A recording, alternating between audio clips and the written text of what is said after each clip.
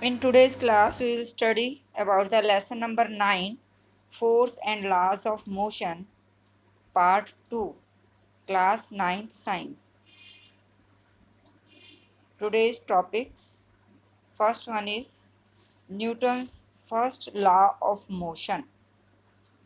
According to the Newton's first law of motion, a body continue to be in a state of rest or in a state of uniform motion along a straight line unless an external force is applied on the body to change the state. Newton's का first law ये कहता है कि कोई body अगर motion में है तो मोशन में ही रहती है और अगर रेस्ट पर है तो स्टेट ऑफ रेस्ट में ही रहती है या फिर uniform motion along a straight line में है तो उसी में रहती है जब तक कि कोई एक्सटर्नल फोर्स उस पर अप्लाई ना कर दिया जाए, क्योंकि एक्सटर्नल फोर्स क्या करता है, उस बॉडी की मोशन को चेंज कर देता है। बिना फोर्स के बॉडी की स्टेट को चेंज नहीं किया जा सकता। यही कारण है कि बिना अनबैलेंस्ड एक्सटर्नल फोर्स के अगर कोई बॉडी यूनिफॉर्म मोशन में है तो उसी में रहती है जब तक कि उस पर कोई एक्सटर्नल अनबैलेंस्ड फोर्स ना लग जाए। जैसे आप देखते हैं कि कोई बॉल को किक करो तो किक करने के बाद बॉल चलती रहती है, लेकिन थोड़ी देर बाद जाके क्यों रुक जाती है, क्योंकि उस पर एक एक्सटर्नल फोर्स अपोजिट डायरेक्शन में काम करने लग जाता है and that is the frictional force. That's why the ball will come into the state of rest after moving some distance. First law of motion ये कहता है अगर उसके ऊपर फ्रिक्शनल फोर्स जीरो हो जाए तो एक बार अप्लाई किए हुए फोर्स के कारण बॉडी हमेशा उसी स्पीड से चलती रहेगी और वो रुकेगी नहीं। तो फर्स्ट लॉ ऑफ मोशन हम कह सकते हैं कि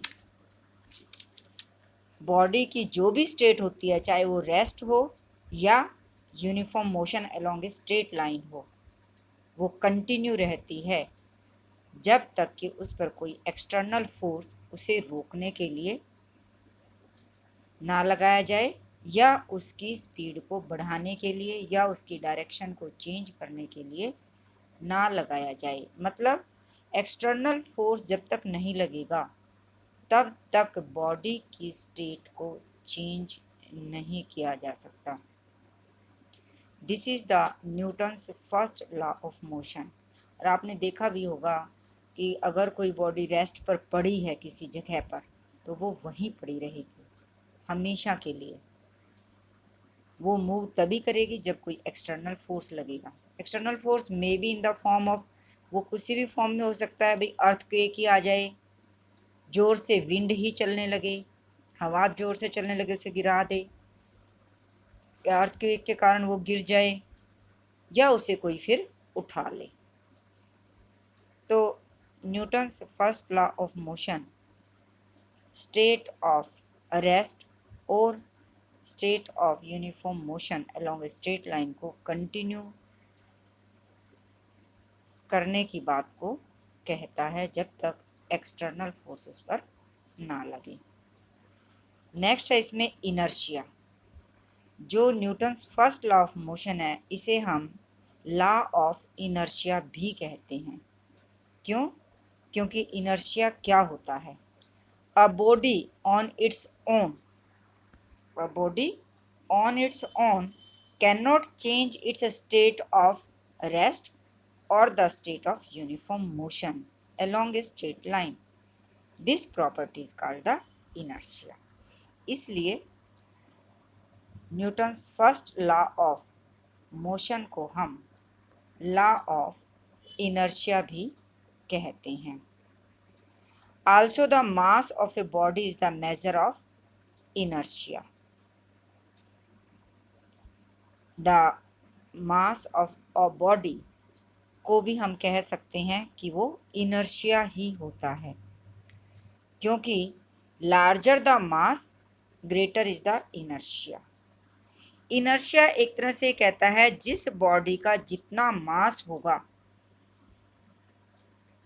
उतना ही उसकी स्टेट को चेंज करना मुश्किल होगा, यानी उतना ही ज़्यादा हमें फोर्स लगाना पड़ेगा। और आप भी इस बात को जानते हैं कि अगर कोई हैवी ऑब्जेक्ट रखा है सामने और हमने उसे मूव करना है तो हमें उसके ऊपर ज़्यादा फोर्स लगाना पड़ेगा। और अगर कोई मास से ही समझ लो कि अगर किसी बॉडी का मास कम है तो हम उसे कम फोर्स के द्वारा मूव कर सकते हैं। तो इसलिए जो बॉडी का मास है, mass of a body is the measure of the inertia of the body in linear motion. ठीक है, इसलिए क्योंकि larger the mass greater is the inertia. किसी बॉडी का मास जितना ज़्यादा होगा उतना ही हमें उसे मूव करने के लिए फोर्स ज़्यादा लगाना पड़ेगा। इसलिए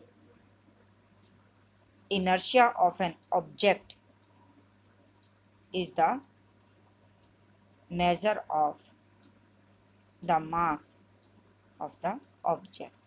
और फर्स्ट लॉ ऑफ मोशन को हम इसलिए लॉ ऑफ इनर्शिया कहते हैं क्योंकि वो स्टेट ऑफ रेस्ट और the state of uniform motion along straight line में चेंज को अलाउ नहीं करता जब तक कि उस पर कोई एक्सटर्नल फोर्स ना लग जाए।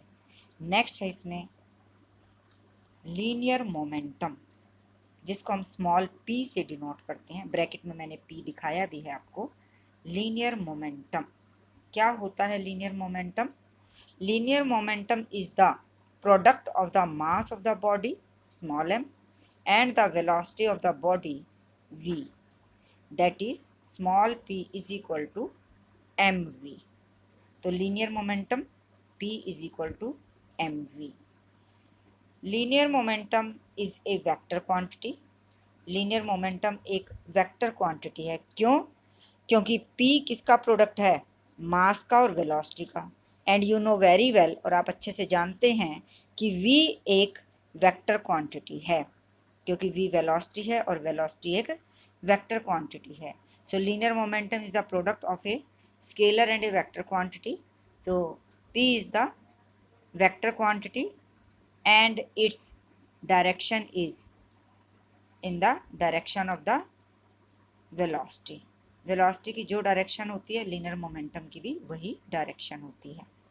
SI unit of the linear momentum is kilogram metre per second. क्यों? क्योंकि हम जानते हैं P is equal to mv।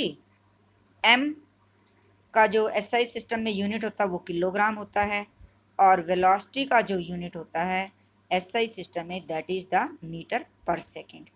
And P is equal to mv है, तो kilogram into metre per second. तो P का यूनिट बन जाएगा किलोग्राम मीटर पर सेकेंड। आपको मास का SI यूनिट पता होना चाहिए, वेलोसिटी का SI यूनिट पता होना चाहिए, तो आप लीनियर मोमेंटम का SI यूनिट बता सकते हैं।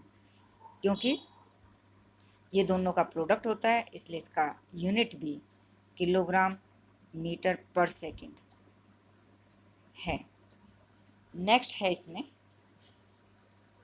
Newton's second law of motion. Newton's का सेकेंड लॉ ऑफ मोशन क्या है? Rate of change of linear momentum of a body is directly proportional to the external force applied on the body, and this change takes place in the direction of the applied force।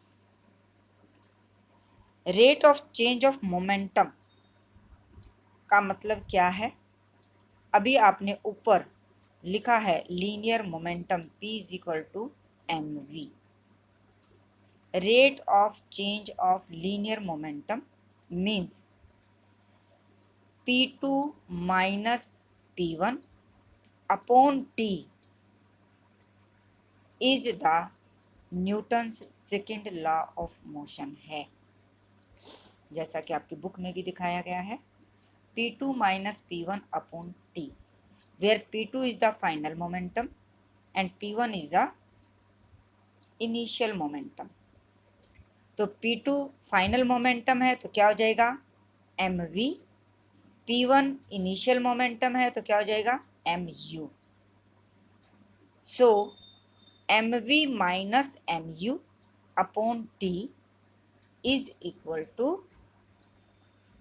Rate of change of linear momentum, क्योंकि m into v minus u upon t is the time taken, t is here the time taken, but v minus u upon t is the change in velocity upon time taken, which is an acceleration of the body. That's why this becomes F is equal to ma, क्योंकि definition में ही आ गया है। Newton second law of motion क्या कहता है कि rate of change of linear momentum of a body is directly proportional to the external force applied on the body. That's why F is equal to ma, or you can say here A is the V minus U upon T. This V upon U, V minus U upon T is acceleration. You know it from the lesson number 8th, motion.